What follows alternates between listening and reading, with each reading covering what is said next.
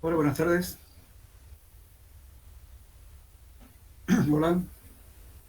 Buenas tardes. Buenas tardes. Hola, buenas Buenas tardes. tardes, ingeniero. Buenas. Ingeniero. Hola. Hola. Hola, ingeniero, ¿nos escucha? Buenas Creo que no tardes. nos escucha.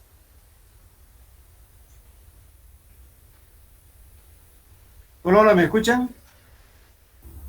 Sí, se escucha, ingeniero. Chao.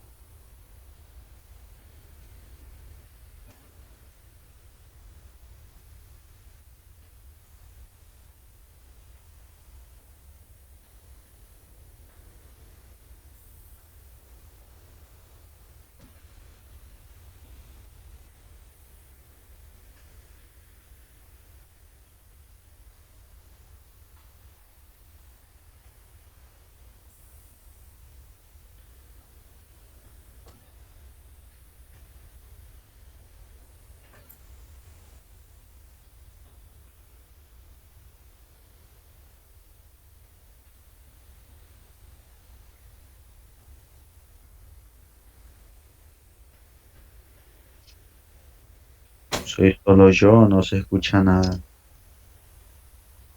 Parece que no.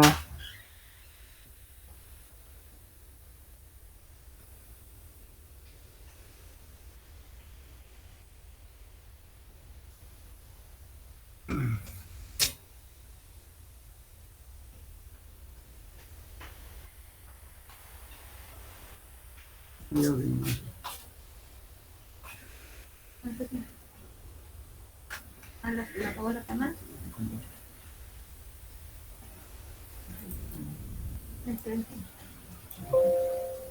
A ver, hable. Hable. A ver, hable.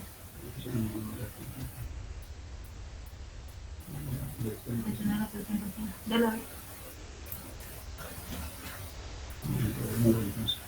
A ver, habla.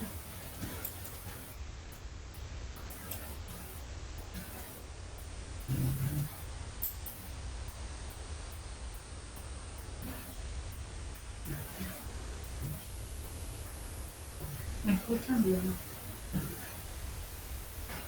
Hola, hola, ¿me escuchan? Sí, que se nos Hola, escucha. ingeniero, ¿te escucha? Ya está bien, Por gracias. supuesto. Se escucha, ingeniero. Eso.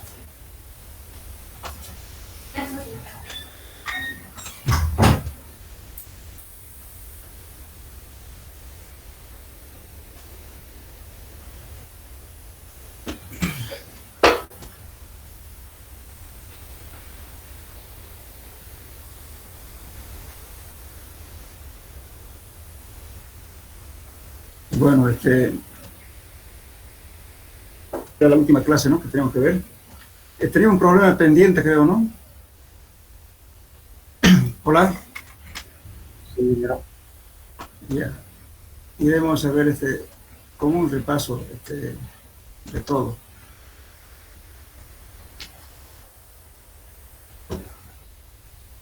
¿Qué grupo es? ¿El del grupo B o A? B, creo, ¿no? Ah, ingeniero. Ah, ya. Vamos a hacer algunas preguntitas teóricas, a ver. Ya.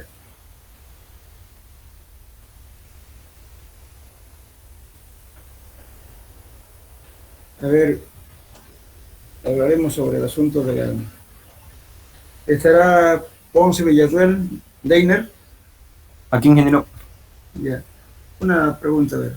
¿Cuántos tipos de exploración conoce? ¿Cómo dice, perdón? ¿Cuántos tipos de exploración conoce? De exploración. Sí, exploración de los suelos.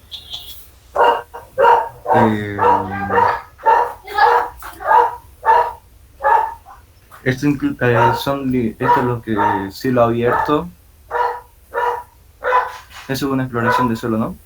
A cielo abierto. ¿Qué más? Después... no me acuerdo de más, ingeniero.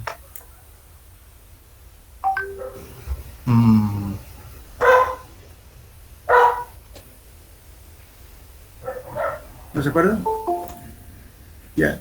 Bueno, vamos a hacer un repaso general de todo, por favor, y así de forma rápida.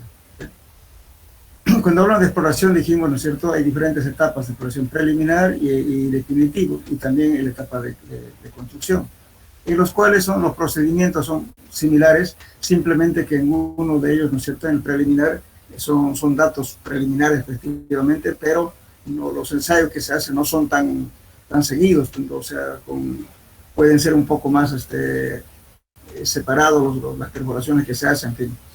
En la etapa definitiva, que es a nivel de licitación o lo que se llama diseño final, entonces ahí sí los muestreos tienen que ser mucho más seguidos, con más, como puedo decir, con más intensidad, para obtener datos que no sean erróneos, de tal modo que los costos, digamos, por ejemplo, de construcción, no fallen, porque muchas veces puede ocurrir cambio de material o cortes en lugares que no está previsto, en fin, todo eso encarece el costo de obra. Entonces, la etapa definitiva, o que llamamos también el diseño final, es la etapa más minuciosa que se puede hacer. Después viene la etapa la etapa constructiva, en la cual también hay laboratorios, ¿no es cierto?, de la empresa constructora y la supervisión. Entonces, ahí lo mismo, vamos chequeando todo lo que se ha dicho en el estudio, y bueno, si hay algún cambio, entonces ambos tendrán que verificar si está de acuerdo el diseño o no. Si no está de acuerdo el diseño, entonces ¿qué hay que hacer? Bueno, un cambio de órdenes, o sea, cambio de actividad, en el cual necesitaré más material, tendré que traer de otra parte, o en su defecto botar el material porque no nos sirve. Todas esas cuestiones, digamos, son errores justamente del estudio de suelo. Dentro de esos sondeos que estamos hablando, sondeos justamente son sondeos directos. Directos digo, ¿por qué? Porque estamos mostrando objetivamente. Y los sondeos pueden ser a cielo abierto, con pala posteadora, barrenos helicoidales, puede ser con muestras lavadas, método de penetración estándar, SPT, método de penetración cónica, perforación con emboleos o gravas con barrenos, barretas o trépanos, métodos con tubos de pared delgada y métodos rotatorios en roca, puede ser con triconos o con corona de diamante. Todos son métodos directos. Este método directo estamos viendo objetivamente. Lo percibimos en la muestra porque estamos sacando las muestras, los testigos. Los otros métodos son los métodos geofísicos, también llamados métodos indirectos. Es el método sísmico, un método de resistencia eléctrica, que es el que más empleamos en nuestro medio. Dentro de la resistencia eléctrica tenemos, hablaron del método sísmico primeramente. Este método sísmico muy poco usual en la ingeniería civil, es más aplicado a la área petrolera, para exploración, mediante detonación, ¿no es cierto?, de una carga explosiva. Entonces van obteniendo, digamos, ¿no es cierto?, la propagación de ondas y mediante un sensor están determinando las ondas y con eso hacen un perfil, llegan a un modelo del sistema y entonces van a hacer un perfilaje aproximado para decir, bueno, en tal parte hay tales formaciones. El que más aplicamos para nosotros es este método de resistencia eléctrica. El método de resistencia eléctrica son simplemente, el más conocido es el método de Wegner, porque fue el inventor. Y luego, el método de Wegner no es más que atravesar, ¿no es cierto?, la conductiva, la corriente eléctrica a través del suelo, colocando unos electrodos. Se hace pasar y luego se va midiendo, ¿no es cierto?, la caída potencial. En función de eso, determinamos justamente la estratificación, porque en cada estrato, cada formación geológica tiene ya un valor de conductividad eléctrica. Entonces, en función de eso, se hace un perfilaje. El perfil eléctrico, eso se llama sondeo eléctrico vertical, conocido como CEP. Eso es, entonces, es un sondeo en forma indirecta, pero sirve para determinar, digamos, las formaciones geológicas a bastante profundidad. Que generalmente en mecánica de suelos para edificios, puentes, suele hacerse a 45 metros, tal vez a veces hasta 50. Pero ¿qué pasa, digamos, a partir de 50 o 30 o 40? Entonces queremos saber, ¿no es cierto?, si hay una oquedad. A veces hay cavernas, por ejemplo, en zonas, digamos, de una formación calcárea, es frecuente encontrar cárcavas, o cavernas kársticas que llamamos, ¿cierto? Porque hubo transcurso por transporte del agua y por tanto ha ido desgastando justamente todas las calizas, entonces hay cavernas subterráneas. Y a veces uno puede encontrar eso en una formación que sea 20, 30 metros, y si hay un edificio sobre eso se puede caer. Entonces, para eso se verifica justamente con geofísica. Las fallas geológicas también se verifican con este sistema. Pero también cuando se hace un estudio para la formación geológica, para hacer un pozo de agua en un lugar donde no se conoce, se hace este ensayo que se llama el CEP, el sondeo eléctrico vertical. Ahora, el método magnético y gravitacional ya es poco usual, pero sin embargo, esto es más que todo está basado en el polo magnético. Esos son los métodos que vemos, nosotros son estos tipos de métodos que existen. Hay que saber. Ahora, los métodos de penetración estándar es más usual en nuestro medio, que consiste en tener es un método dinámico, en tener un martillo que pesa 63.5 kilos o 65 kilos, con alturas de caída de 75 centímetros o 76 centímetros, caída libre. Esos serían los métodos de exploración. Entonces, en todas las etapas, los métodos son los mismos, por lo único que varía es, digamos, con la intensidad o la frecuencia con la que hay que hacer el ensayo con mucho detalle. En la etapa ya constructiva estamos, digamos, verificando si realmente ese suelo que está en el diseño es el mismo o no. Entonces, los diferentes tipos de sondeos ya tenemos acá, por ejemplo, alguien decir sondeo a cielo abierto, es este. También podemos sacar muestras alteradas, inalteradas, en fin. Bien, esos serían los sondeos, ¿no es cierto? Aquí estamos viendo un sondeo de penetración estándar, SPT, y aquí estamos viendo un sondeo de muestras lavadas, combinado con SPT y combinado con muestras lavadas. Estamos usando agua con lodo bentonítico para perforar, para mantener la estabilidad de las paredes, y estamos sacando muestras y determinando, ¿no es cierto?, su conformación geológica, y en función del número de golpes que se obtiene con este equipo y más, entonces con eso se determina la formación geológica y su tensión admisible a cada nivel que es estudiado. Generalmente se hace cada metro o cada cambio de material.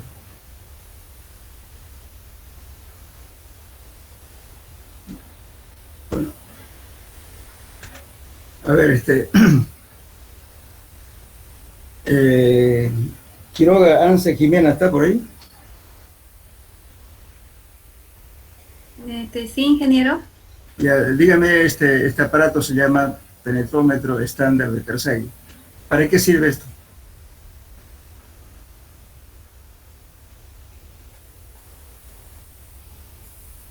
Es un para hacer la penetración en el hormigón. No, esta materia es de suelos.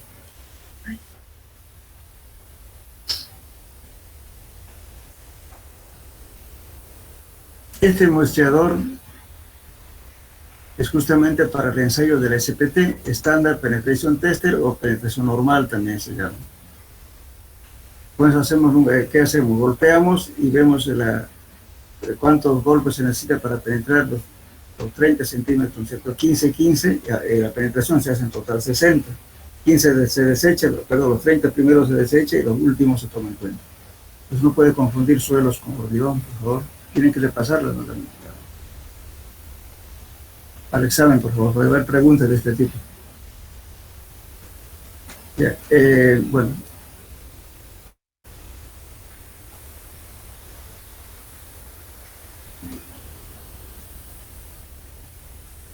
Pasen todas estas fórmulas que tenemos, por favor.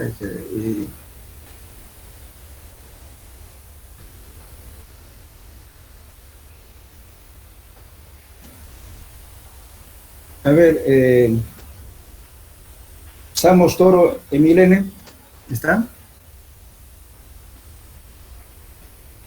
Samos Toro Emilene, Sí, ingeniero.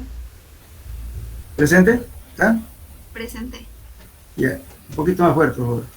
A ver, una consulta, ¿en qué se diferencia la penetración cónica, que se llama CPT, con la penetración SPT? ¿Cuál es la diferencia? La penetración cónica. Hola, no oigo, un poquito más fuerte, por favor.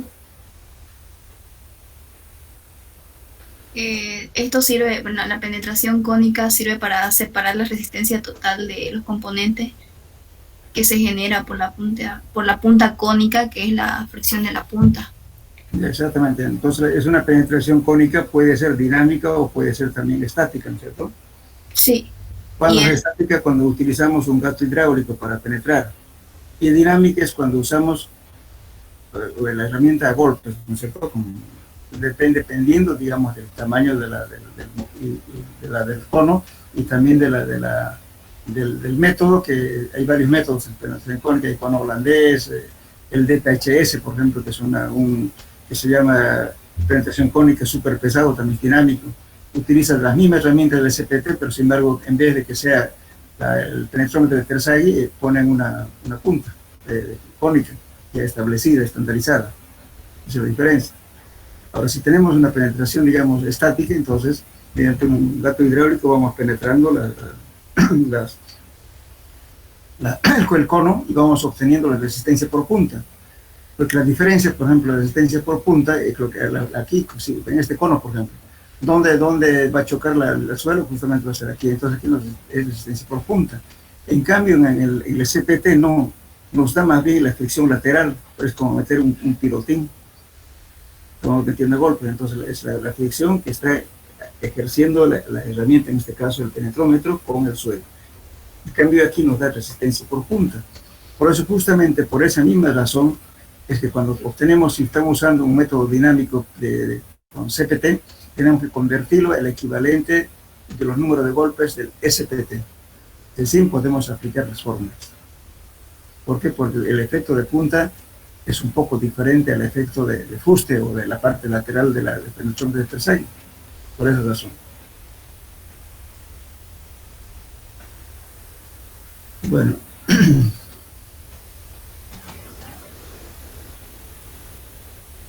¿En qué caso se utiliza esta herramienta? ¿Qué son coronas de diamante? ¿Para qué tipo de materiales? Para rocas duras. Para roca, ya sea blando o dura, se utiliza porque ya con SPT es difícil que entremos en una roca. Entonces utilizamos este aquí. pues vamos sacando justamente, ¿no es cierto?, rotación, que es un equipo de rotación, como ven acá. Estamos rotando con esta máquina y estamos haciendo que corte. Estos son diamantes de aquí. También puede venir en esta forma o en esta forma, dependiendo de la formación geológica, para escoger el tamaño ideal, perdón, la forma ideal de la roca que se utiliza. Entonces estos gránulos que ven son diamantes. Pero algunas veces cuando hay que cortar una roca muy dura, esto no se ve, es casi imperceptible a la vista, porque esos son diamantes de alto quilataje. Cuando aparecen así son para formaciones blandas. Entonces el diamante de alto quilataje casi no se ve, son polvo de diamante que lo impregnan. Con eso cortamos la roca. Y luego, haciendo el corte, sacamos estas muestras de aquí. Estos se llaman cores, las muestras que se obtienen. Vamos en forma secuencial sacando y nos permite determinar justo su formación litológica. El lito quiere decir roca. Pero toda la formación de las rocas lo podemos ver en detalle, porque estamos viendo aquí una fisura, aquí está disgregado, en esta parte, fíjense, está en la roca sana. Entonces, eso nos permite ver objetivamente la formación de las rocas y en qué estado están. ¿Eso para qué? Justamente dependiendo de la cantidad de disgregación que tiene la roca, entonces tomaremos un factor de seguridad más alto. En rocas se puede determinar factor de seguridad entre 5 hasta 27 factor de seguridad. Si yo tengo totalmente triturado esa roca, entonces tengo que poner un factor de seguridad mucho más alto. Pese que a veces uno hace la mecánica de rocas, sometemos a compresión y vamos a tener un dato de ensayo de compresión. Supongamos que mide 70 kilos por centímetro cuadrado, pues no voy a decirle al calculista, póngale una carga que aguante esos 70 kilos por centímetro cuadrado. No, tengo que afectar eso por factor de seguridad. Justamente ese factor de seguridad lo voy a tomar en función de la recuperación del material. Cuanto más chicos sean los materiales, cuanto menos se recuperan, entonces quiere decir que hay que aumentar el factor de seguridad. Por eso es importante determinar, ¿no es cierto?, hacer estos muestreos y determinar, por ejemplo, aquí, bueno, aquí en esta zona la recuperación quedaría casi vacío, entonces tendrá aproximadamente un 20%. Si yo hice un metro, digamos, me sale de 20 centímetros, entonces solamente mi recuperación 20%. Entonces ahí, ¿qué tengo que tomar? Medidas precautorias, y por eso voy a afectar por un factor de seguridad más alto.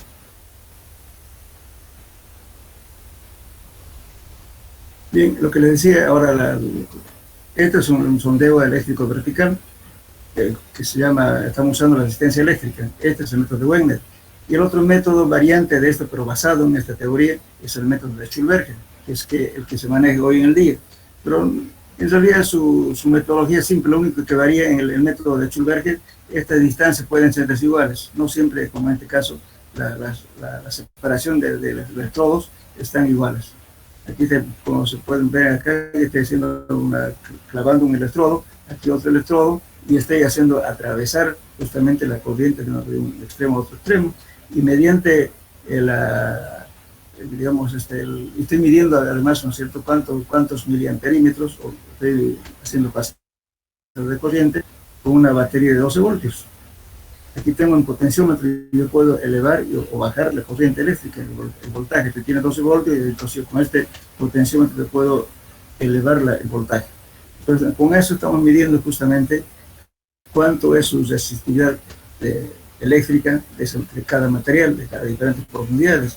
Como pueden tener aquí, tenemos el material y su eléctrica en ohmios por metro. Entonces tenemos aquí su equivalencia, y con eso el geofísico entra a su modelo matemático y va a dibujar el sondeo eléctrico vertical, es decir, un perfil geológico basado justamente en estos datos que él obtiene. Entonces, por eso, por ejemplo, aquí nos dice arena y piedras, en esta parte nos dirá grava y piedra, entonces en esta forma, por ejemplo, vale ¿cuánto? 10 ohmios por metro. Entonces, lo estamos midiendo justamente con este perímetro. En eso consiste este método. Y también Bueno, aparte de eso, ¿no es cierto? También cuando hacemos alguna perforación para determinar, por ejemplo, pozos de agua, utilizamos un perfilaje eléctrico. En perfilaje eléctrico estamos haciendo a través del agujero que se hace, se coloca una sonda. La sonda les va a medir 3 valores. Ellos se llama beta y la resistividad. Y con eso va a tener tres curvas. Esas curvas que tengan, ¿no es cierto?, en función de la profundidad, le va a permitir determinar en qué zonas hay posibilidad de encontrar agua, en qué posibilidad hay rocas, en fin, nos hacen un perfil. Pero cuando ya está el pozo abierto, entonces se hace un pozo y se mete una sonda. Con eso diseñamos el pozo. Cuando es un pozo de agua, lógicamente en lugares donde no se conoce la formación o sabemos que hay poca agua. Entonces hay que hacer esos 2 métodos, que son métodos de resistencia eléctrica, que esto sin empezar aquí estamos haciendo un ensayo de resistencia eléctrica. Este es un trabajo para pozos de agua. Entonces están clavando en esta línea y hay estacas clavadas y aquí está la fuente de energía, que es una batería, y aquí están los amperímetros, etc. Y en cambio, cuando determinamos el perfilaje eléctrico, ¿qué hacemos? Al agujero que se le hace, ¿no es cierto?, le metemos una sonda para diseñar el pozo. ¿Qué significa diseñar el pozo? Saber a qué nivel voy a poner los filtros, las ranuras, los tubos, para que entre el agua. Con eso me permite diseñar esto. Por eso, entonces, en un pozo de agua a veces es necesario hacer las 2 cosas. Uno, el sondeo eléctrico vertical, para poder determinar justamente las posibilidades de hacer el pozo. Y cuando ya hacemos el pozo, verificamos, ¿no es cierto?, la formación geológica para colocar en los lugares adecuados los filtros para captar agua.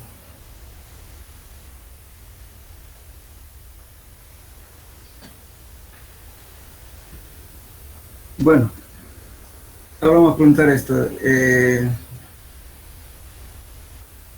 A ver, a Ricaldes, Quirós, Noelia. Hay altas mujeres en este grupo. Ricaldes, Quirós, Noelia, ¿está? Hola, ¿no hay? Villalba, Pomacusi, Alani. Aquí está, ingeniero. Bien. A ver, joven, ¿cómo determina usted, cuando estamos haciendo un sondeo, cómo se determina la profundidad de sondeo? ¿En base a qué?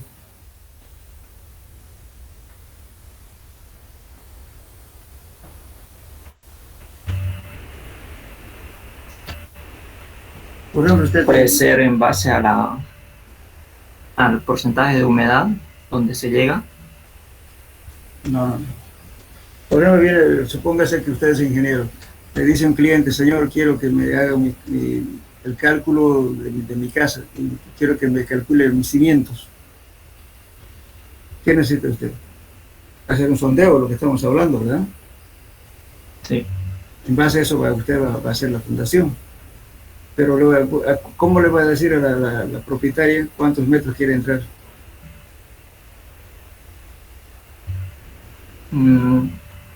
Ahora sí, entonces, justamente eso va a depender de qué.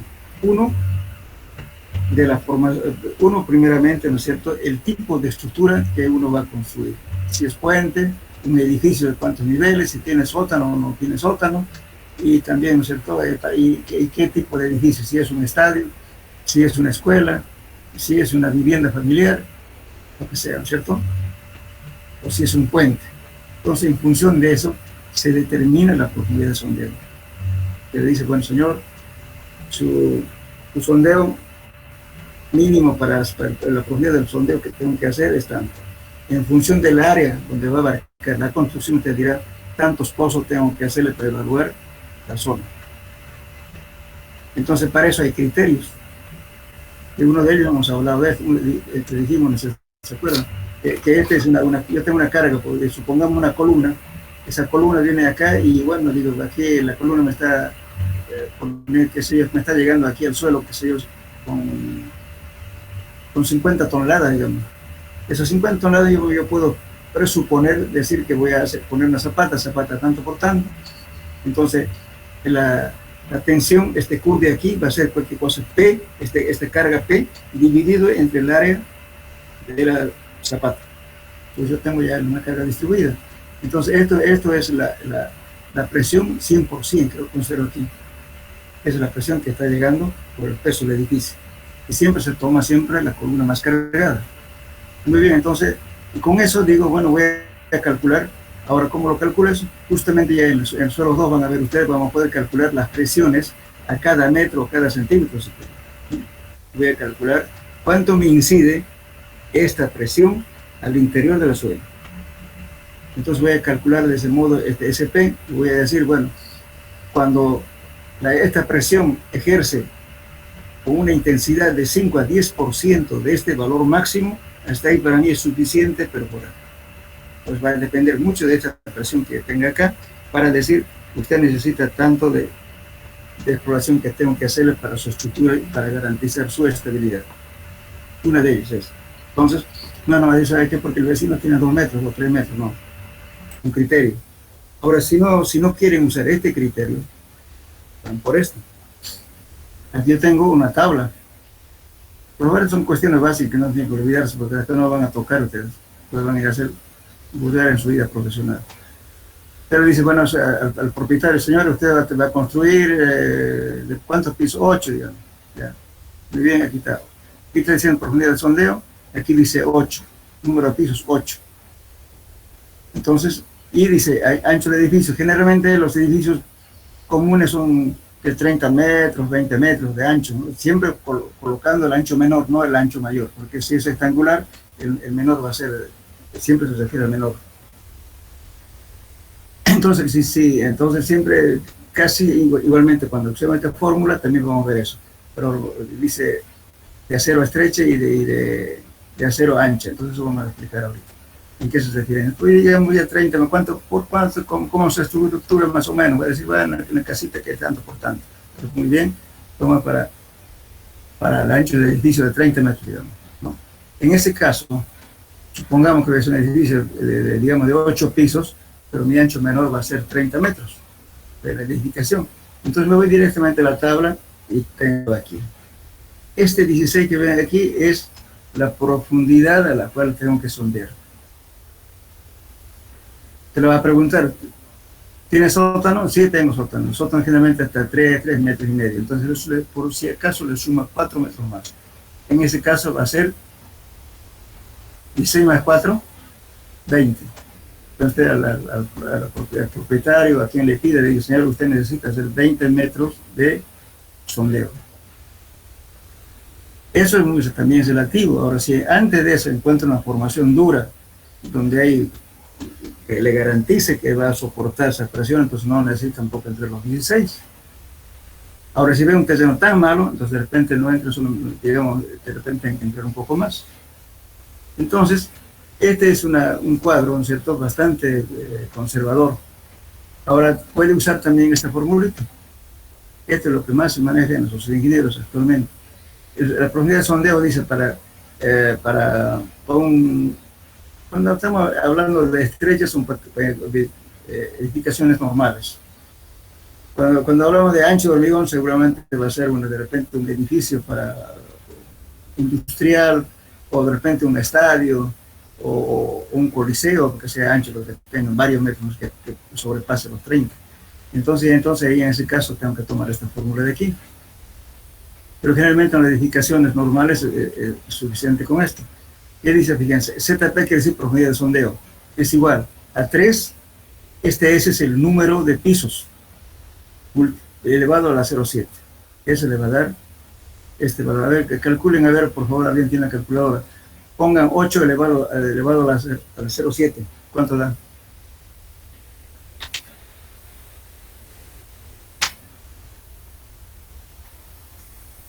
¿Tienen calculadora? 4. 4,29. Ya, ahora multiplique por 3. 12,86. Ya, 12,86, entonces 13 metros, ¿no es cierto? Redondeando. Y aquí le recomendaba 16, ¿se da cuenta? Este es más conservador, 16 y usted tiene 13. ¿Y qué tomaría usted? Un valor intermedio, ¿verdad? Puede ser 14. Ahora, si es sótano, entonces a este 13 que tuvo, lo tiene que sumar 4 metros, ya son 17. En cambio, quiere 20. Entonces, va a tener que trabajar entre esos valores que le ha dado, digamos, 13 más 7, 17 y 20, ¿no? Entonces, al propietario dice, señor, usted mínimo necesita por lo menos 18 metros. Mejor si acepta, para estar más seguro, 16. Pero tiene con qué explicarle, se da cuenta, no, porque no nos va a decir, yo quiero esto. Hay mucha gente que dice, solamente hágame 2 metritos o 3 metritos. No se hace nada con eso, porque las presiones se transmiten hacia el interior del suelo.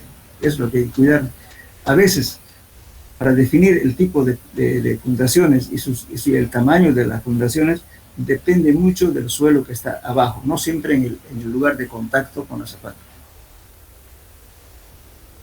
Pues eso es la recomendación que hace. Generalmente, aprendiéndose estas dos formulitas, es fácil, o bien la primera que les dije. Después hay otros métodos que son también el método brasilero, que es esto, dice C por B igual a 8. ¿Qué significa esto? C es un valor que usted va a determinar en función del peso del edificio.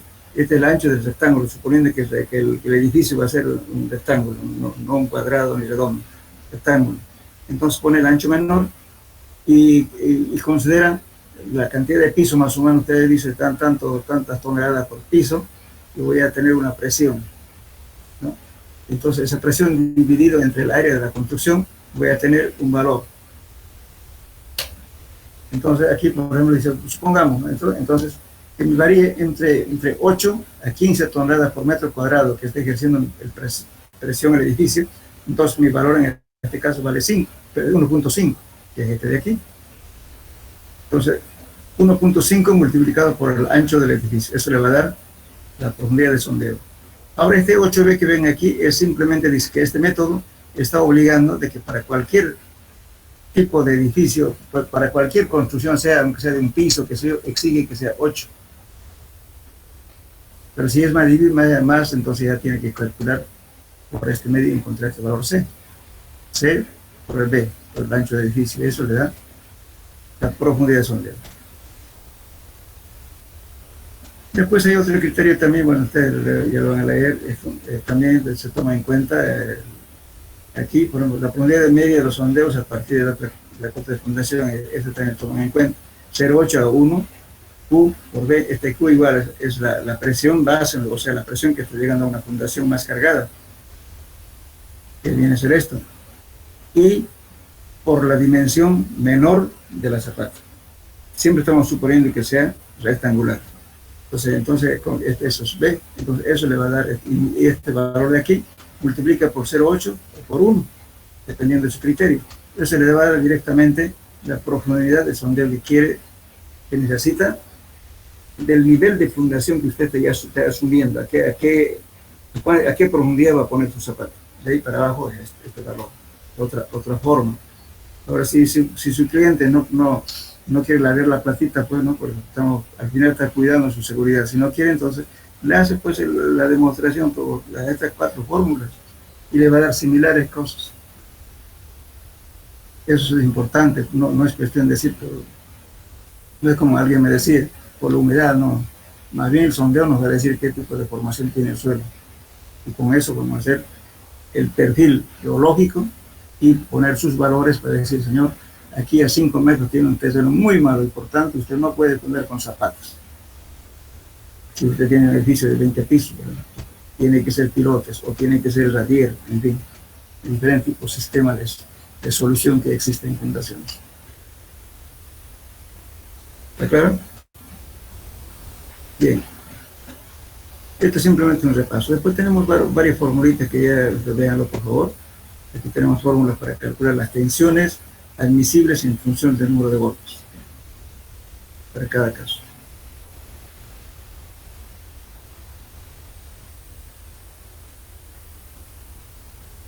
A ver, un voluntario, voy a nombrar a alguien. Centeno Borda Diego. Aquí, ingeniero. Ya, una pregunta. Okay. En una partícula de arcilla o una formación arcillosa, ¿cuántos tipos de agua conoce? tipos de agua. Sí. No estoy diciendo las clases, sino los tipos. Fíjense, por ejemplo, aquí vamos a ver, tal vez no me estén entendiendo bien. Por ejemplo, ¿qué es agua libre? ¿Qué es agua higroscópica? ¿Qué es agua adhesiva o absorbida? Agua capilar y agua de constitución. ¿Qué son esos? A ver, una pregunta más concreta. A una partícula de sólida, ¿cuál tipo de agua que usted está viendo aquí le da la plasticidad, las propiedades plásticas? Aquí tiene agua capilar, agua absorbida, agua higroscópica y agua de constitución y agua libre. No está aquí, pero aquí. De estos tres. La agua absorbida. Exactamente. Este está con D. Agua absorbida no es absorbida. El agua absorbida es aquella que está internamente en la partícula desde su formación del suelo. En cambio, la absorbida es la que rodea a la partícula. Esta agua absorbida tiene dos cargas eléctricas, positiva y negativa, y también el agua tiene positiva y negativa. Entonces, ¿qué hace? El agua sirve de nexo. Entonces, la placa de arcilla está dispuesta en forma, ¿no es cierto?, contraria al signo del agua. Entonces, el agua está con negativo, claro, bueno, no importa cuál de ellos. Entonces está en polos opuestos, el otro está positivo y el otro negativo. Entonces se atrae. Por eso el agua sirve como un pegamento, porque está atraído por la parte eléctrica que tiene este elemento.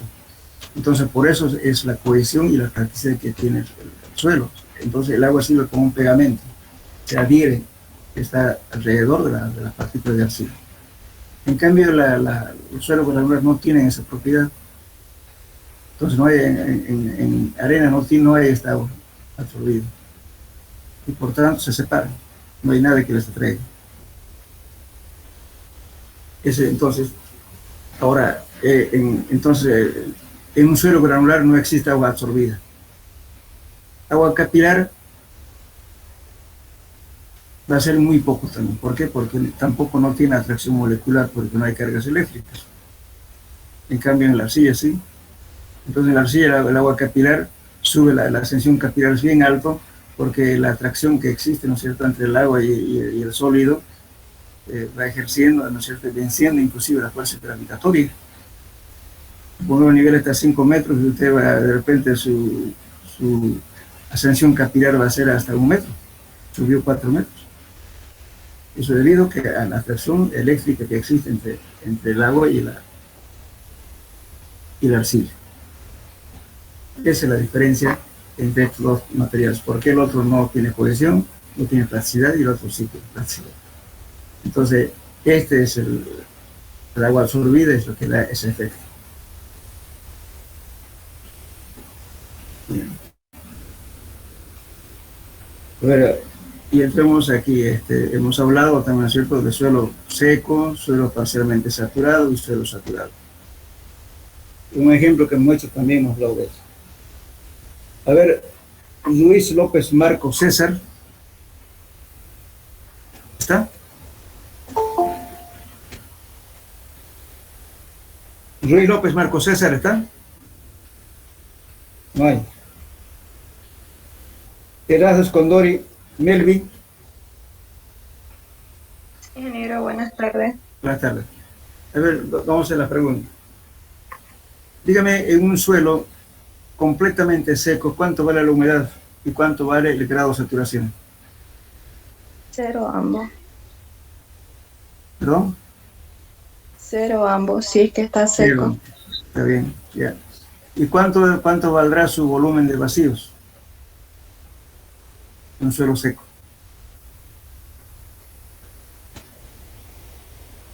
Esa que el volumen de vacíos es volumen del aire más volumen del agua, ¿verdad? Si está seco, ¿qué pasa?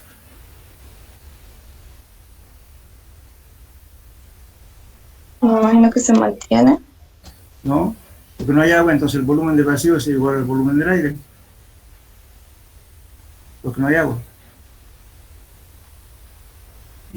Entonces el volumen de la masa del suelo es igual al volumen del aire más el volumen de los sólidos. En cambio, si están los tres, si hay aire y agua, entonces va a ser el volumen de vacíos, va a ser igual al volumen del aire más volumen del agua, más volumen de los sólidos, eso va a ser el volumen de la masa del suelo. Y ahora, la siguiente pregunta para usted. Y si el suelo estuviera completamente saturado, ¿qué pasa? ¿Cuánto es su volumen de vacíos? ¿Y cuánto es su grado de saturación? 100, o sea, 1. 100%, ¿cierto? Grado de saturación. Ya. ¿Y la humedad? ¿Cuánto será? Se multiplicaría por 1. No, la humedad es diferente de cero. Porque hemos dicho, ¿no es cierto?, que en ese ejemplo que vimos, dijimos que las humedades, a veces en algunas arcillas, sobrepasan los 600%. En cambio, el grado de saturación solamente es de 0 a 100. Entonces, no podemos decir, por ejemplo, en un suelo saturado que el agua, la humedad va a variar tanto, ¿no? Es diferente de cero, no sabemos cuánto. Va a depender eso del tamaño de las partículas. Ya.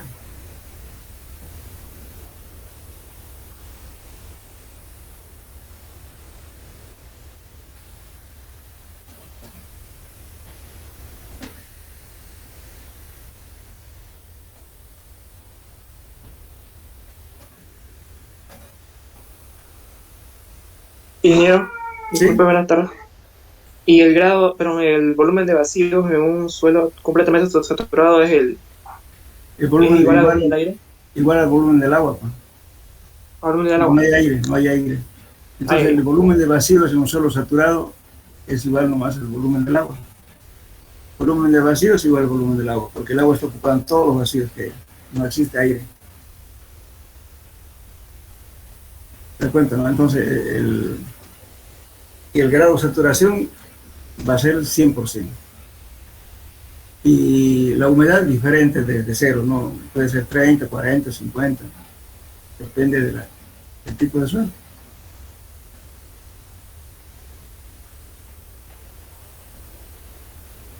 Pero quería preguntarles esto.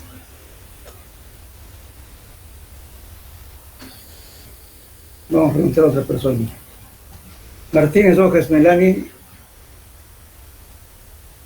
¿Está? Martínez. Sí, ingeniero. Ya. Una consulta que esto es bastante utilizado en nuestro medio. Esta densidad seca, ¿para qué nos sirve?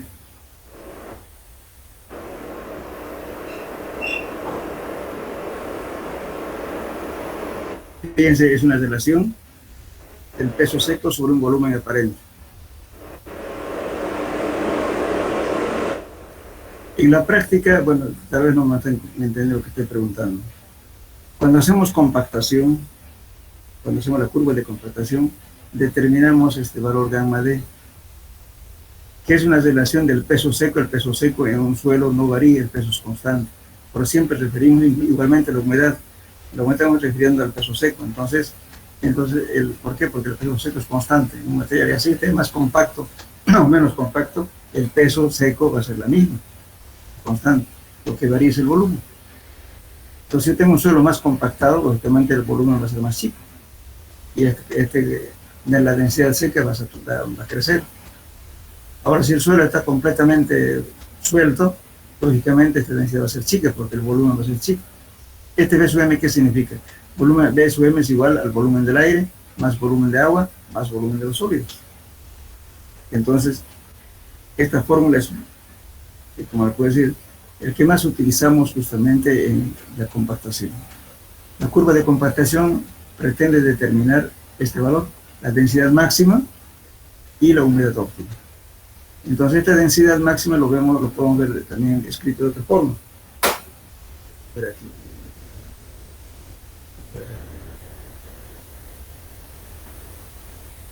La densidad.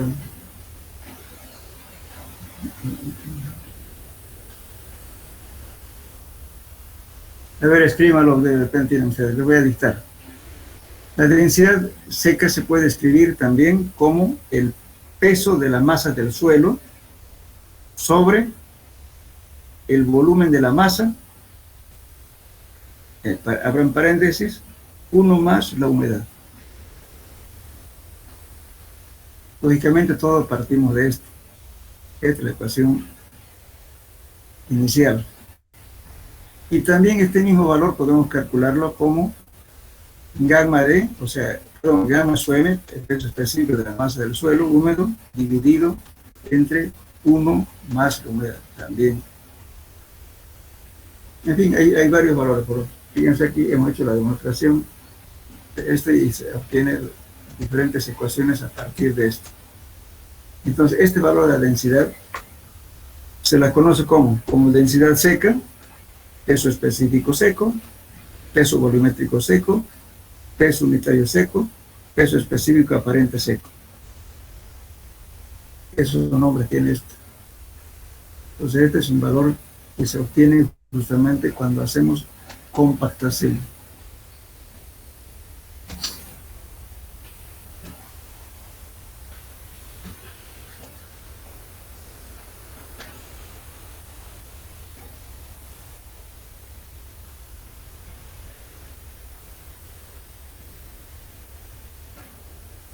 Van a repasar, por favor, todo esto que es el gamma sumergido, gamma saturado. Avanzando un poco.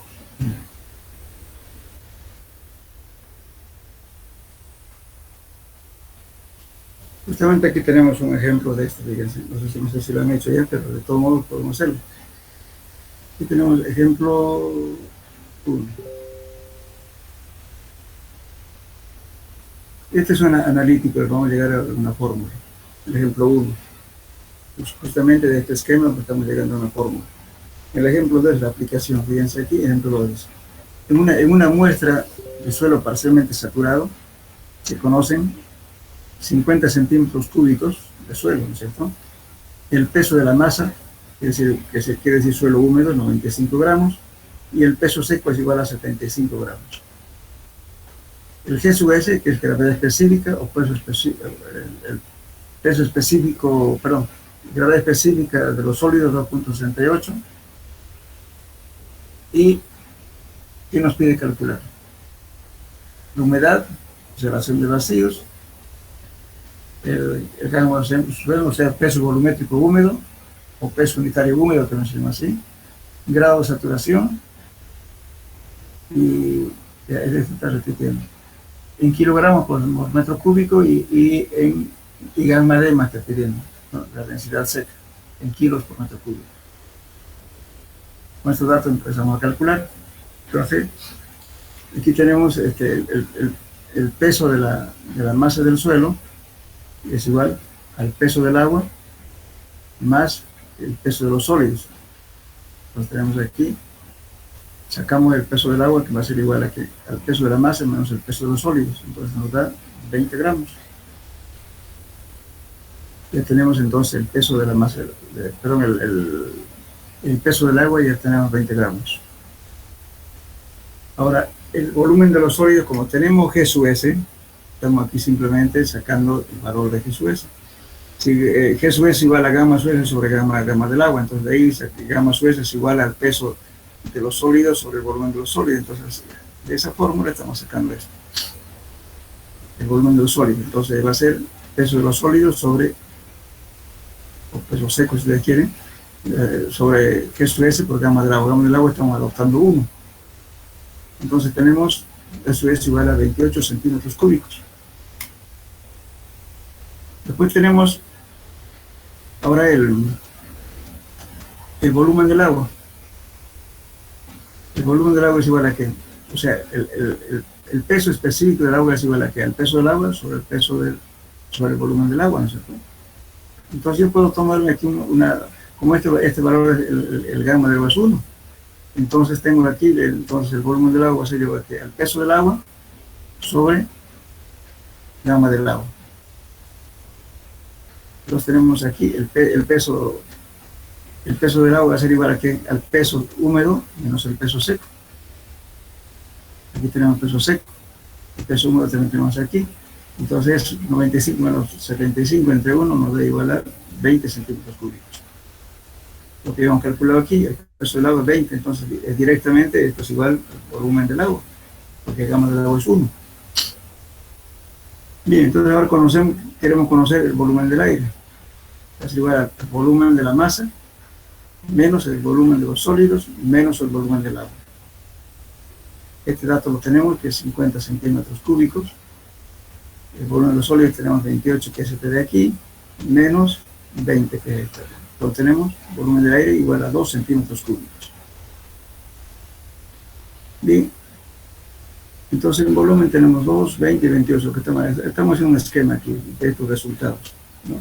El peso del aire es 0, el peso del agua también 20 gramos, el peso de los sólidos 75, en total son 95, lo que me he dicho aquí.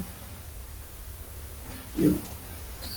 Ahora vamos a calcular la humedad. La humedad es igual al peso del agua sobre el peso seco. El peso del agua tenemos aquí, es igual al volumen del agua también. Entonces tenemos 20 entre 75, el peso seco de acá. Es igual a 0,26,7, en porcentaje 26,7. Y la relación de vacíos es volumen de vacíos sobre el volumen de los sólidos. Tenemos, el volumen de vacíos va a ser igual a... va a ser el volumen del aire, que es 2, y volumen del agua, 20. Entonces tenemos aquí 22 entre 28. Relación de vacíos 0,79. Y la porosidad tenemos volumen de vacío sobre volumen de la masa del suelo. Pues nos da 0,44, pero en porcentaje tenemos 44%.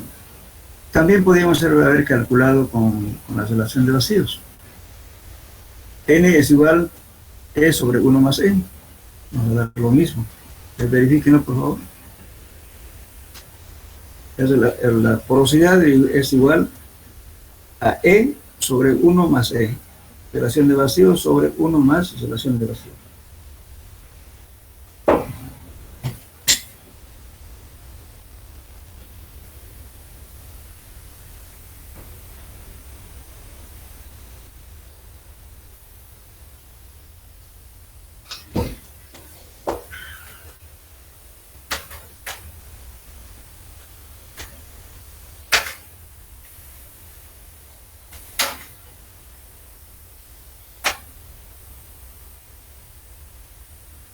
Ya. ¿Cuánto dio? ¿Coincide con este valor? Sí, ingeniero. Ya, entonces, bueno, en fin, también podemos haber de tener con otra fórmula también, ¿no? De varias de hacer. Entonces ya hemos calculado lo que pedían aquí, que nos pedía, humedad, relación de vacío, entonces que nos suene. Ahora vamos a determinar el grado de saturación y la densidad seca. Entonces el grado de saturación igual al volumen del agua sobre el volumen de vacíos. El volumen del agua es igual a 20, sobre el volumen de vacíos 22, igual a 0,91. Entonces el grado de saturación es 91%. Y gamma del suelo, o sea, el peso específico húmedo, o densidad húmeda, o peso unitario húmedo, es igual a 95 sobre 50. 1,9 gramos por centímetro cúbico. Ahora calculamos gamma D, el peso seco sobre el volumen aparente. Nos va a dar 1,7. A ver, verifiquen ustedes por otro método. Gamma D, escriban a ver lo que les dije, exacto la fórmula. Gamma D igual al peso de la masa, raya de fracción, volumen de la masa, paréntesis, 1 más la humedad. La humedad van a poner en porcentaje, perdón, en decimales, mejor dicho. Tiene que darlos igual a este valor.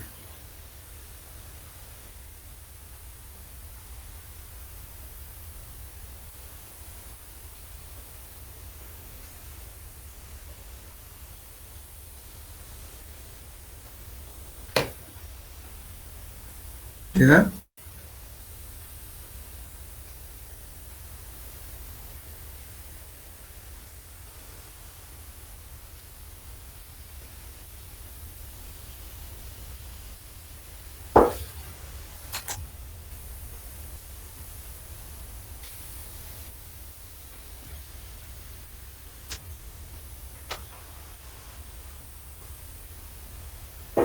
¿Le dio?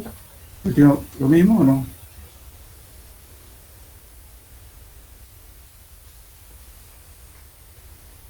Ingeniero, no veo el peso de la masa ni la humedad. No ve, aquí hemos hecho que hemos calculado un ratito. Aquí está, fíjese. El peso de la masa tiene 95 gramos. El volumen de la masa tiene 50 gramos. La humedad es 0,267. Tiene todo. Esa fórmula que les dije es la que se aplica todos los días en compactación. La humedad es igual al peso de la masa, o peso húmedo si quieren, dividido entre volumen húmedo por 1 más la humedad. Sale, ingeniero. ¿Sale, no? Entonces esa formulita no se van a olvidar, eso lo van a utilizar bastante en la vida práctica. Bueno, ahora, digamos, entonces, o bien pueden calcular el peso seco. ¿Qué es peso seco? El peso seco es 75 es dato, el volumen de la masa es 50, tiene 1,5. Y por otro lado también va a dar lo mismo. Bien. Otro problemita que había aquí. Una muestra de suelo tiene peso húmedo de 167 gramos. Después de secador, nuestra muestra pesa 112 gramos. El volumen de la muestra húmeda es de 102 centímetros cúbicos, que eso es 2,65. Adoptar ahora el gramo del agua igual a 1 gramo por centímetro cúbico. Calcular relación de vacíos, porosidad, grado de saturación y peso específico o densidad seca. Peso específico seco, también llamado densidad seca. Es un problema parecido al otro. Como tenemos el peso húmedo y el peso seco, entonces el peso del agua es este. Y el volumen del agua también es igual, porque el gramo del agua es igual a 1. Entonces el volumen del agua va a ser también 55 centímetros cúbicos. Bien, entonces ya tenemos el peso del agua. Ahora, como tenemos este valor G sub S que es 2,65, vamos a calcular B sub S. Peso seco por el gamma del agua por G sub S. Entonces el peso seco tenemos aquí como dato. Después de sacar una pesa, la muestra es 112 gramos. Entonces 112 gramos tenemos aquí, que es este, dividido entre 1 más 2,65, que también G sub S es dato. Nos da 423 centímetros cúbicos. Bueno, con eso calculamos el volumen del agua, que va a ser igual al peso del agua sobre el gamma del agua. Nos va a dar igual 55 centímetros cúbicos, que es lo mismo que esto. El volumen del aire, como este es un parcialmente saturado, entonces tenemos volumen del aire, va a ser igual al volumen de la muestra total menos volumen de los sólidos menos el volumen del agua. Reemplazando estos valores tenemos 4,7 centímetros cúbicos. El volumen del aire vale 4,7 centímetros cúbicos. Y la relación de vacíos tenemos igual el volumen de los sólidos más el volumen del agua. Aquí estamos mal. Este no es volumen sólido, este es volumen del aire, por favor. Volumen del aire más volumen de los sólidos. Entonces aquí tenemos 4,7 más 55, dividido entre 42,3. Eso nos da la relación de vacío 1,41. Si quieren, verifiquen por otra fórmula también, ¿no?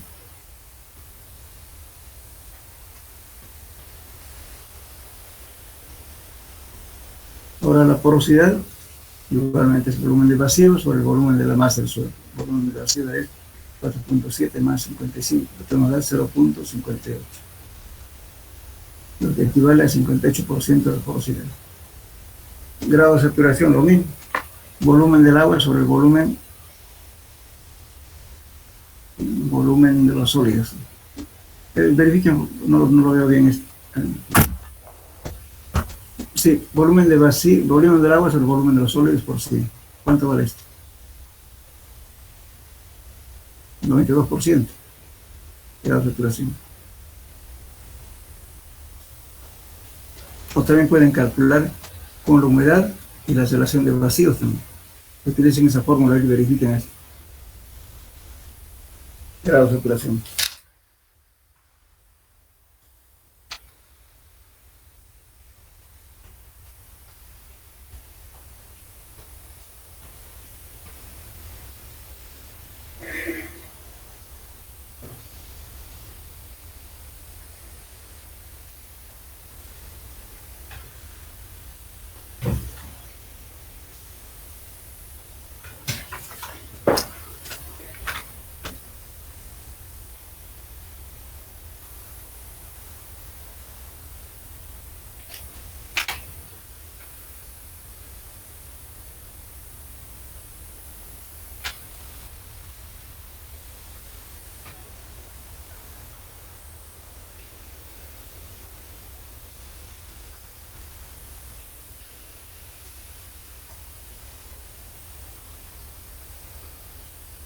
Estamos hablando de una grado de saturación es igual al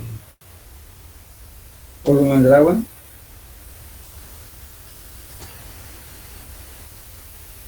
aquí. Este es el volumen de vacíos, por favor, no se puede leer. Volumen del agua sobre el volumen de vacíos, por 100.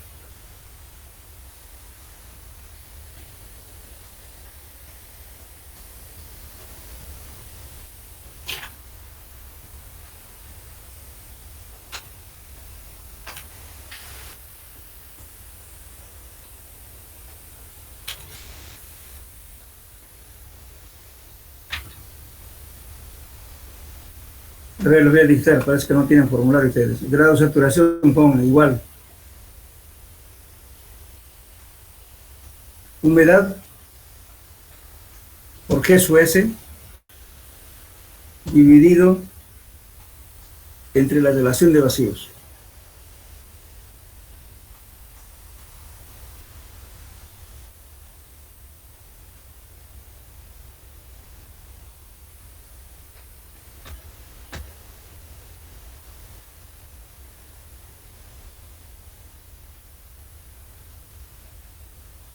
¿Cuánto da? Repito, humedad por G sub S dividido entre E, entre la relación de vacíos.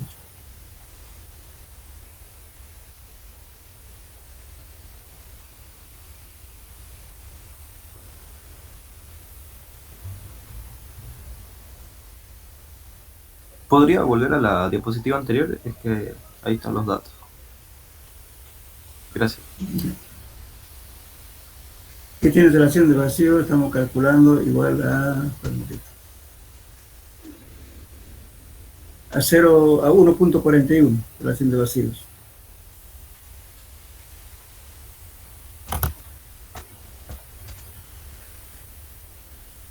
Y G sub S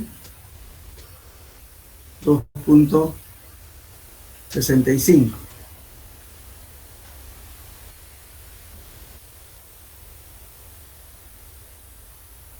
Y la humedad también está aquí, vamos a calcular la humedad. La humedad es...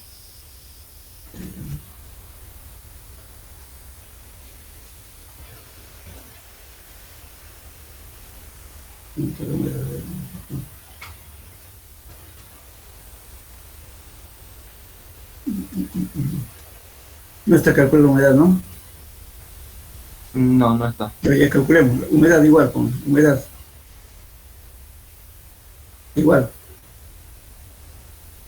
Peso del agua sobre el peso seco.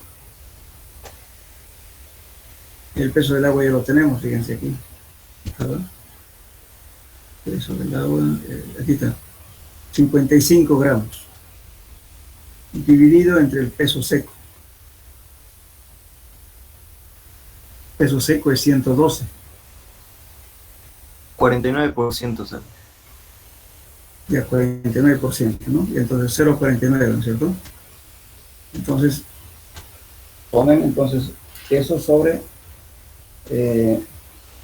entonces 0,49 por 2,65 dividido entre E. La relación de vacío nos daba 1,41.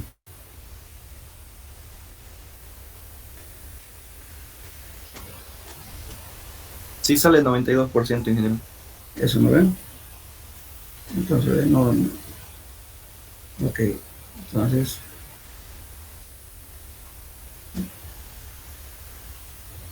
%. Ahora decía densidad seca, o peso unitario seco, o peso volumétrico seco. Es este de aquí.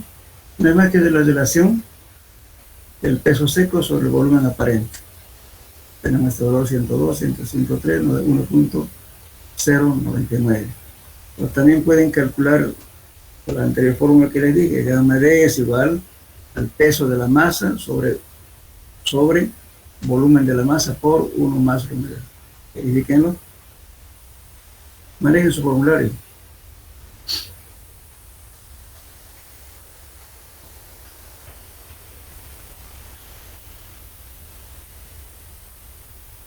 A ver, lo voy a ver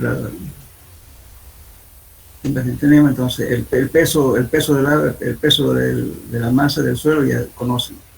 Está aquí. Eso. Es 167. Raya de fracción. Pongan volumen de la masa. ¿Cuánto es el volumen de la masa? 102. Paréntesis. 1 más la humedad que calculo no sé cuánto es. En decimales pongo la humedad.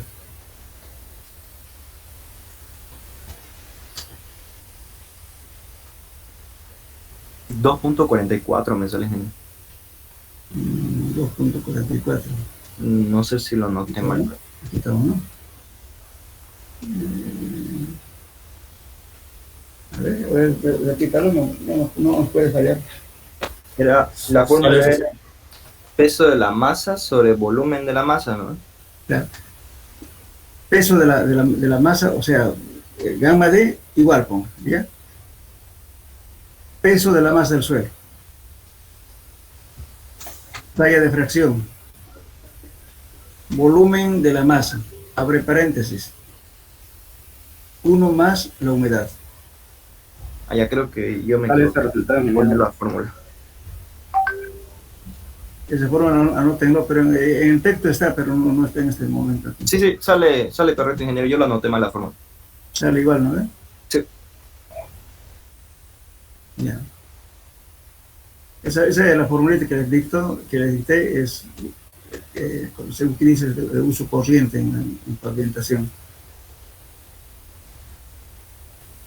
No sé si lo voy a buscar a ver aquí.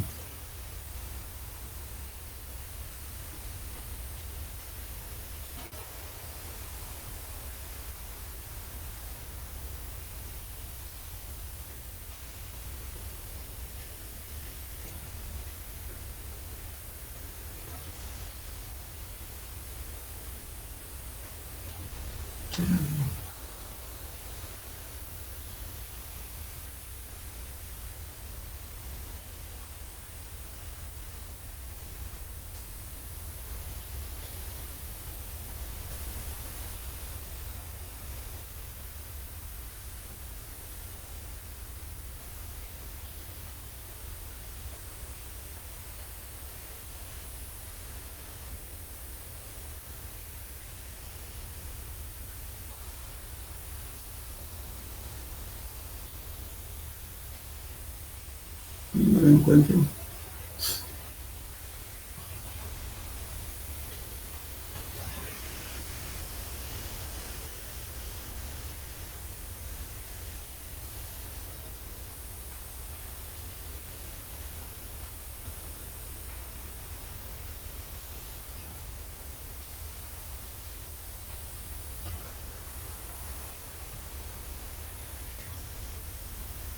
También para calcular la densidad seca pueden usar estas fórmulas también, fíjense.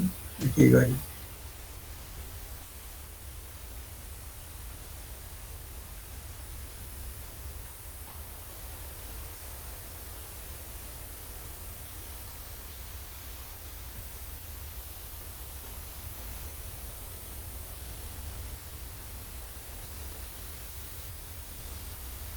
Vaya, no hay, pero de todos modos, insértenlo la fórmula que dicté, por favor.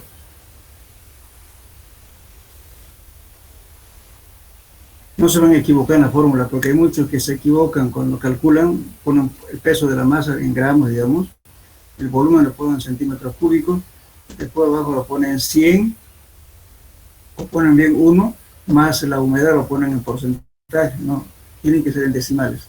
Si usan porcentajes, entonces tienen que multiplicar por 100.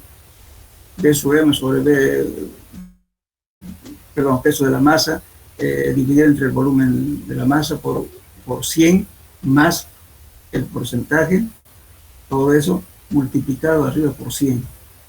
Y no les va a salir cualquier cosa. Por eso preferir usar decimales. Si usa decimales, entonces 1 más la humedad. Si utiliza el porcentaje, es 100 más el porcentaje también de la humedad. Todo ese resultado va a multiplicar por 100, eso le va a dar gamma D.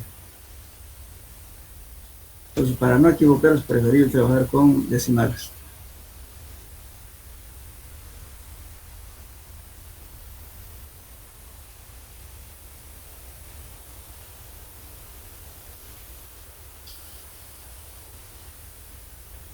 Bueno, también hemos hablado, ¿no es cierto?, de la estructuración de los suelos, la requiere compacidad.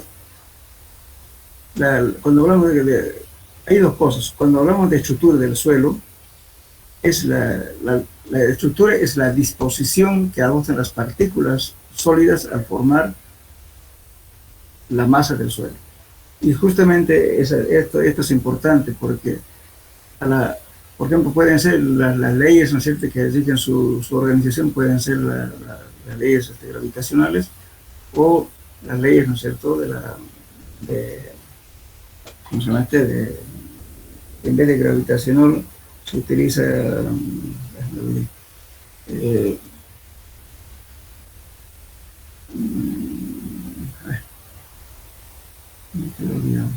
entonces, por ejemplo, cuando utilizan las leyes para su organización, se utiliza la gravedad, pues, entonces conforman la estructura simple, ¿no?, la conformación del suelo, una sobre otra, más o menos así como esto, ¿no? Entonces, en cambio, cuando utilizan, ¿no es cierto?, para suelos finos, entonces se utiliza justamente, ya no están las leyes gravitacionales, entonces ya está utilizando justamente las leyes eléctricas, ¿no es cierto?, que se llama la ley browniana, la ley de Brown. Entonces, entonces, dependiendo de su atracción molecular que existe, depende de su formación geológica, adquieren diferentes tipos de estructuras. Y esas estructuras lo estamos viendo aquí. Esta es la estructura, por ejemplo, es la estructura más simple, estructura simple, que son suelos granulares que obedecen a la ley gravitacional y lo están acomodados de esta forma. En cambio, las otras leyes que obedecen justamente a la ley de Brown, que son suelos muy pequeños, forman este tipo de estructuras, estructura paneloide, como un panel de miel, después la estructura floculenta, estructura compuesta, castillo de naipes y estructura dispersa. Todas las estructuras dependen justamente del tamaño de las partículas y su conformación química que tienen. Depende de la atracción molecular que existe entre ellas. Unas son más activas, otras menos activas. Entonces eso se llama, justamente estamos hablando de la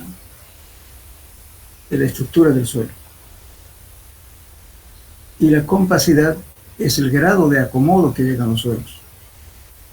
Justamente si es un suelo granular, estamos hablando de compacidad de los suelos granulares, obedecen la ley gravitatoria, y cuando se aplica una energía de compactación, justamente es el acomodo que llega a las partículas. Entonces, como se muestra por el estado de este tipo de formas. Entonces esto, ahora, justamente en estos suelos, dice, compuestas de arenas naturales bien graduadas con amplia gama de tamaños, los estados sueltos, compactos, tienen valores de relación de vacíos y porosidad n. Mucho menores son los que corresponden a los suelos compuestos con esferas casi del mismo tamaño. Pueden haber inclusive partículas intermedias, lógicamente, pero son partículas bastante, no son como las arcillas, son un poco más grandes. Entonces, para medir la compacidad de un manto de estructura simple, estamos hablando de los suelos granulares, esta fórmula no es aplicable casi en suelo fino, porque esta más es para estructura simple. Tersaghi introdujo una relación empírica, la cual determina el laboratorio llamado compacidad relativa, que es la relación de vacíos máximo contra totalmente suelto, menos la relación de vacíos natural, tal como está en el sitio, y la relación de vacíos mínimos cuando el suelo está compacto. Entonces está poniendo los tres estados del suelo. Eso es compacidad relativa.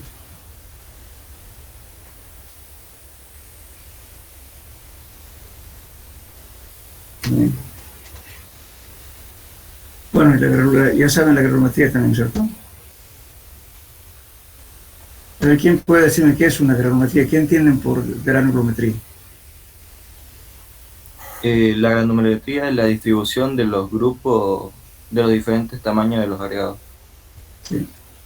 La determinación del tamaño de las partículas comprendidas en diferentes rangos de tamaño. Pero dentro de eso puede haber tres escalas, ¿verdad? Que es uno solo bien graduado, y de graduación uniforme, y de graduación abierta.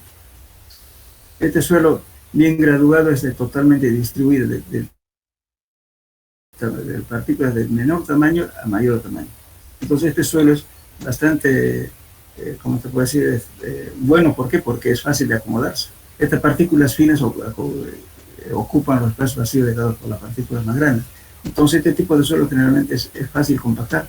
¿Por qué? Porque se acomodan rápidamente bien, porque se obliga a que las partículas chicas ocupen los espacios vacíos dejados por las partículas más grandes. En cambio, cuando es el suelo de graduación uniforme, cuando las partículas son casi del mismo tamaño, se compactan bien hasta un cierto porcentaje, y después es dificultoso compactar. Como el caso de los limos son casi del mismo tamaño. Pero llegamos, por ejemplo, cuando hacemos la compactación, al 90% máximo, ¿no? Bien acomodado, fácil.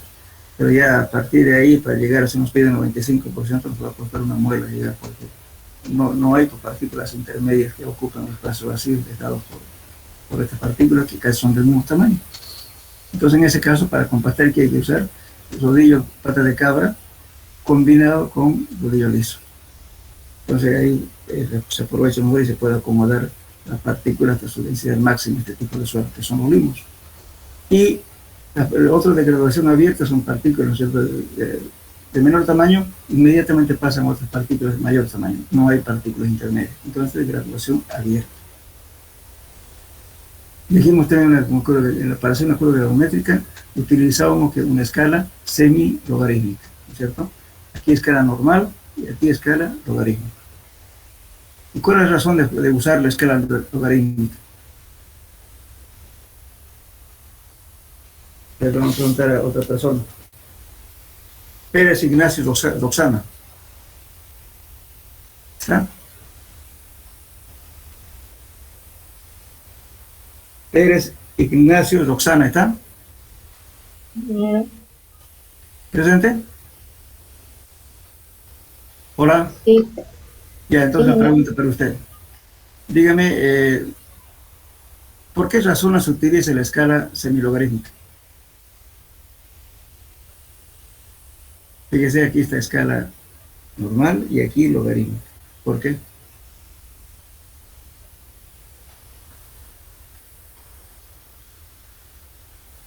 Ya, como la clase es corta, entonces les voy a explicar por qué. Justamente la distribución granulométrica de los suelos son logarítmicos, varía en tamaño logarítmicamente. Entonces tenemos, por ejemplo, ¿no es cierto? Si pusiéramos en escala normal, imagínense Nosotros, los agregados gruesos tenemos 2 pulgadas, 1,5, 1/4, qué sé yo, hasta llega hasta el número 4.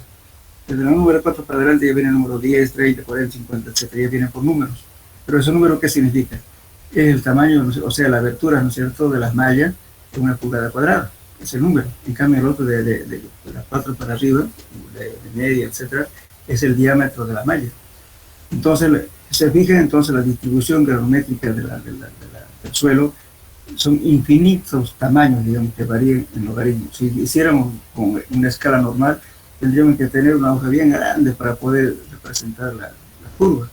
Entonces, como tiene variación logarítmica, entonces por eso se utiliza esta en un eje, se utiliza la escala logarítmica, y aquí la normal. Entonces, además, le he dicho, ¿no es cierto?, la distribución granulométrica de un suelo no se utiliza en líneas rectas, sino estas líneas son elípticas o parabólicas.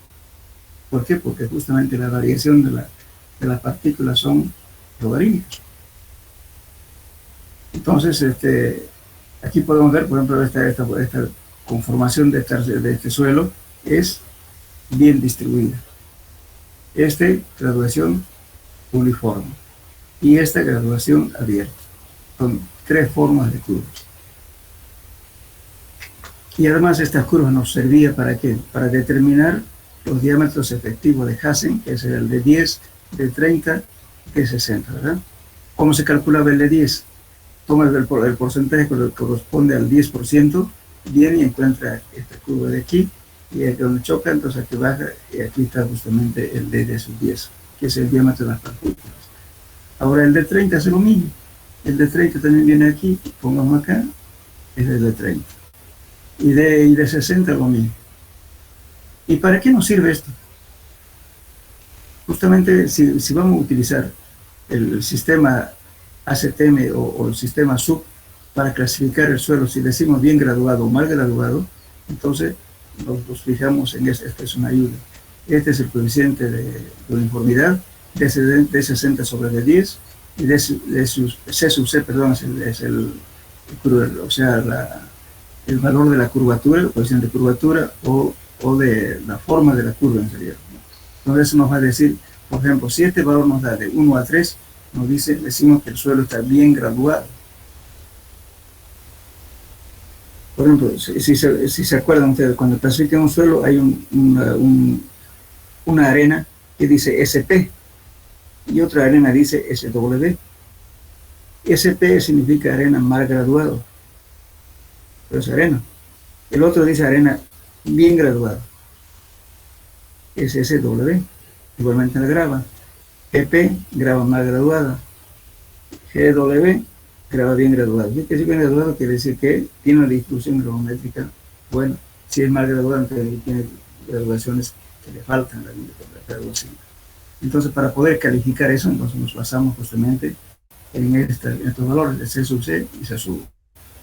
En la misma tabla de clasificación del sistema SUB está indicando eso.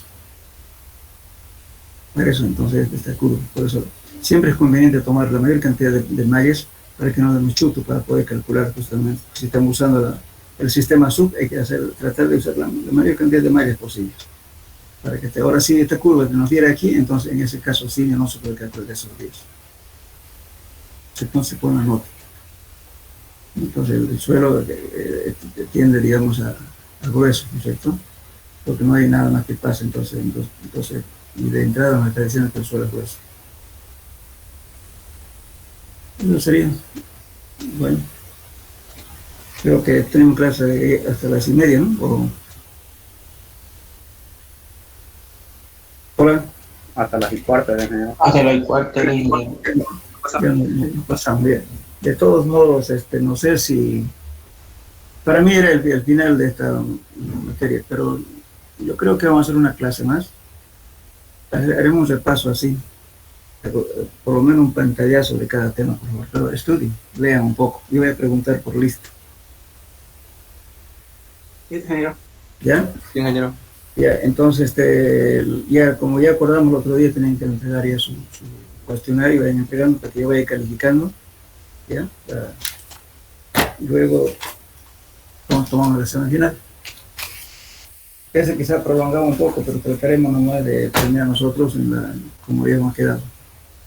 Ahora, la parte del laboratorio me parece que van a llegar a hacer inventario, pero me estaban diciendo de que yo voy a pedir justamente que el inventario lo hagan cuando termine la clase. Pues. Como están en clase, ahora están entrando, por lo menos entren a conocer, a hacer los equipos. Yo voy a pedir eso al decano, que por favor hable con el encargado del laboratorio, que les atienda en su horario de pasar la clase de prácticas del laboratorio. Bueno, quedamos eso, jóvenes. Hasta luego. Y era una consulta. Habíamos acordado en una clase que íbamos a hacer una vista de campo a su empresa. No sé si queda pendiente de eso o no. Y ya, tendría que acomodar mi espíritu, porque tengo...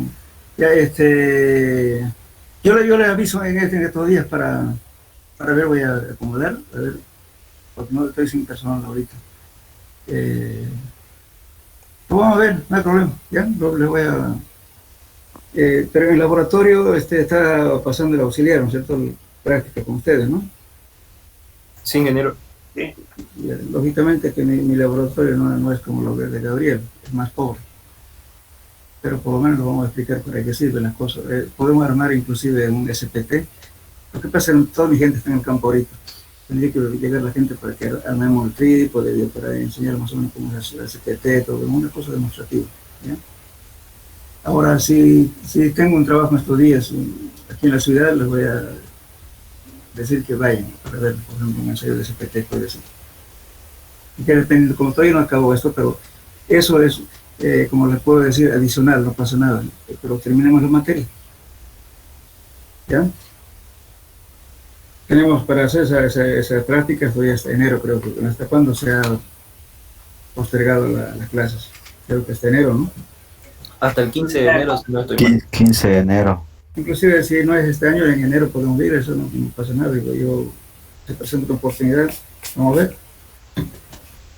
Voy a buscar una obra para que, como está ahorita media mala la pandemia, pues me da miedo de llevarlos. Ya lo vemos con tiempito, ¿ya? Ok. Bueno, gracias, hasta luego. Hasta luego, ingeniero. Yo